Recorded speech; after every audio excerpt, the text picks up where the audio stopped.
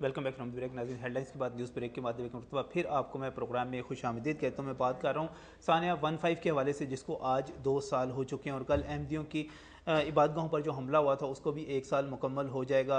उमर फरीक साहब का मैं बहुत ही मशकूर हूँ, उन्होंने बता दिया कि कितने मुल्ज़िम उन्होंने पकड़े हैं, उनको चालान किया, उनको भेजा गया अदालतों से, जिनको सजाएँ भी मिल रही हैं। इसके आगे क्या बन रहा है वो मैं साई साहब की तरफ जाऊँगा। साई साहब भी यहाँ पर मौजूद हैं और मलिक अली आमिर साहब जो कि DIG इन्वेस्टिगेशन है वो भी यहाँ पर मौजूद हैं। अब्दुल रज़ाक चीमा साहब SSP इन्वेस्टिगेशन भी यहाँ प्रोग्राम में मौजूद हैं और मैं बहुत ही मशकूर हूँ। असल में तफ्तीश एक ऐसा पहलू होता है जिसके ज़रिए हम मुल्ज़िमों तक पहुँचते हैं, उनको सज़ाएँ मिलती हैं और उसके नतीजे में एक उम्मीद पैदा हो जाती है कि आइंदा हम जराइम का रास्ता रोक सकते हैं, हम मुजरमों का रास्ता रोक सकते हैं। चीमा साहब जब बात कर रहे थे, चीमा साहब फरमा रहे थे कि डॉक्यूमेंटेड इकॉनमी जो है वो बहुत ज़रूरी है। ज़ाहिर है पैसों का ट्रांजैक्शन जब भी इस तरह मशकूक लोगों का होगा, एक से दूसरे की तरफ जाएगा, उससे आप पहुँच सकते हैं लोगों तक।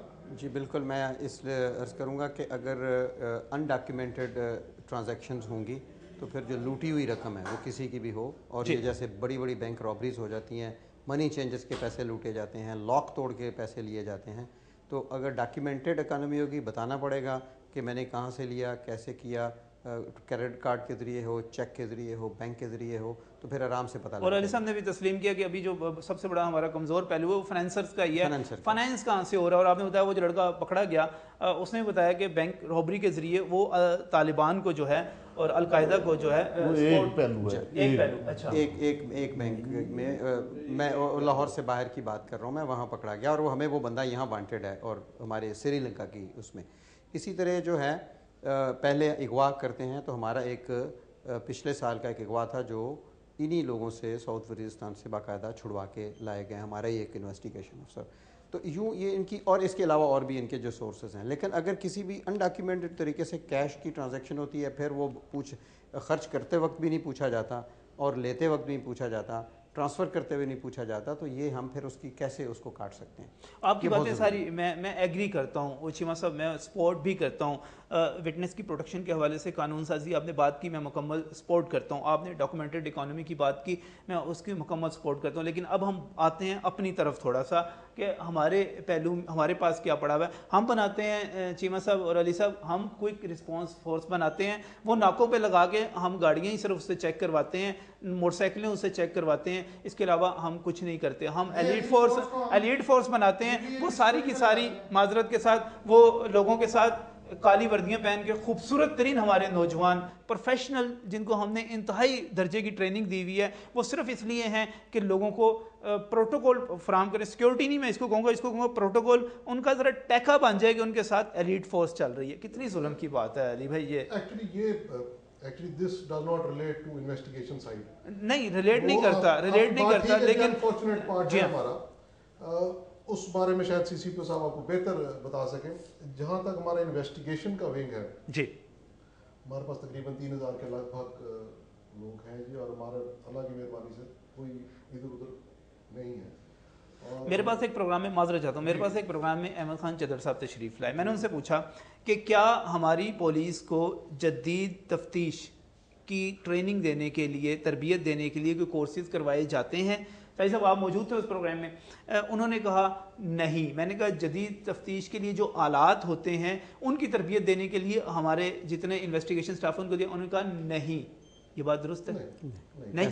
मैं आपको बताता हूँ, अभी हम DIG साहब के आने के साथ ही इन्होंने जो crime first responder crime scene को प्रोटेक्ट करने का और स्टडी करने के ये कोर्सेज हमारे फोरेंसिक साइंस लेबॉर्ट्री में भी चल रहे हैं, चूंग में भी चल रहे हैं।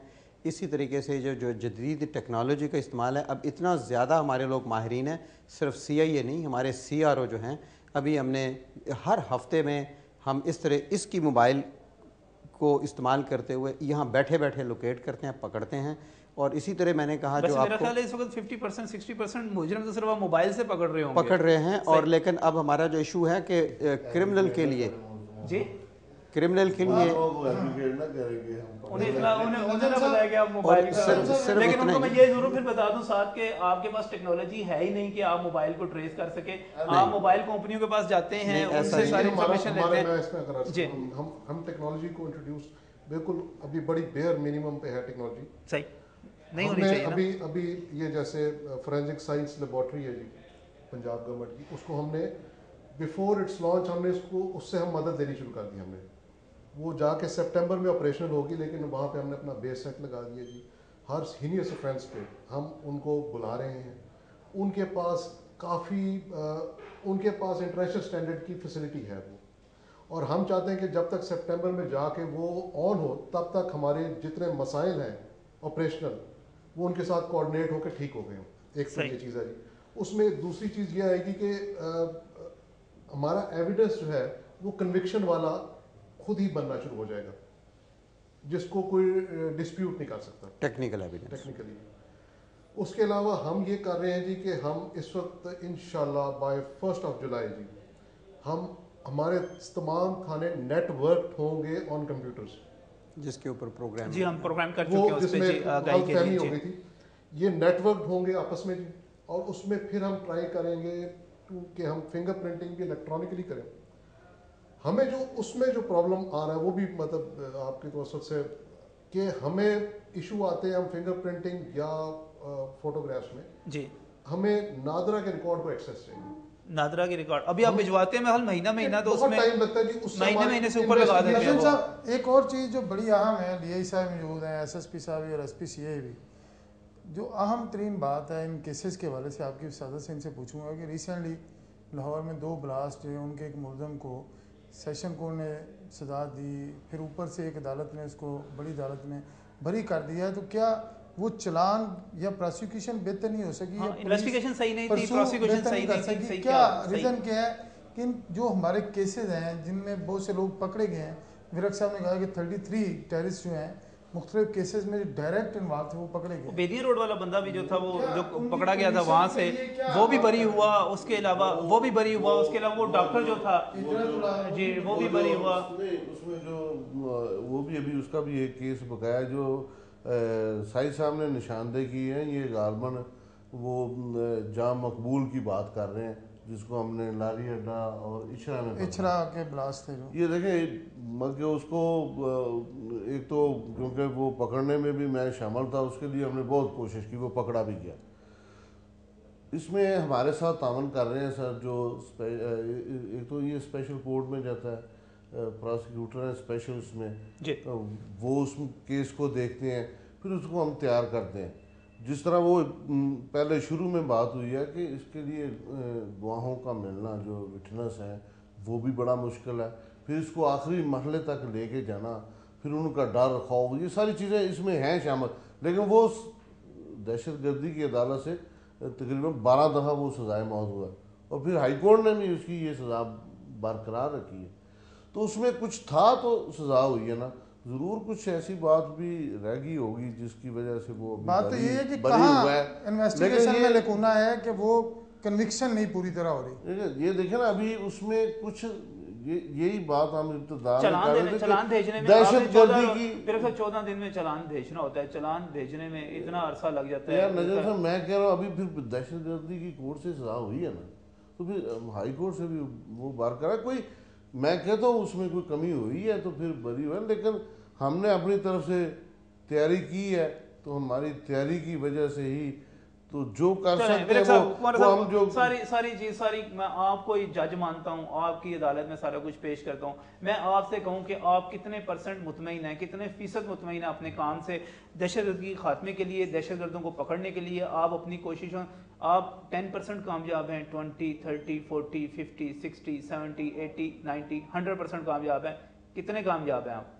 ये देखें ये बीमारी बहुत ज़्यादा है। अच्छा, एक तो इसका ये आप देखें ना, तो दूसरा ये है कि मैं आपको बता रहा हूँ कि